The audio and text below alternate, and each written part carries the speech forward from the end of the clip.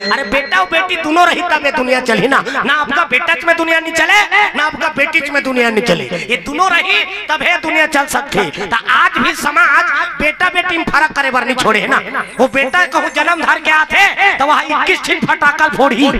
वो बेटा जन्म धर के आते तो 21 छिन फटाका फोड़ी। अब बेटी कहूँ जन्म धर के आते तो एक छिन सुरसुरी नहीं जला। फिर कौन जानी दादा वो बेटा चोरा होते, लबरा होते, धुन मर्डर केस वाला होते। होकर पर वहाँ 21 छिन फटाका फोड़ी। अब बेटी जन्म धर के आते तो एक छिन सुरसुरी नहीं जलाए ना। ऐसे नहीं। अरे बेटा आगे तो नारायण आगे, अब बेटी आगे तो लक्ष्मी आगे ना। अब यही बात है, बेटा बाप ला भिखारी बना देते जी। कैसनो वो कलेक्टर रही ते कर पर तोला छोकरी दे खेल जा लागी। अबे काका अबे फिर नहीं देत रहा। वो पीपी गुंडा रही तेला दे दे वो कलेक्टर रही ते कर पर खलो तोला छोकरी दे खेल जा लागी ना। अब बेटी है बाप ला दानी बना देते।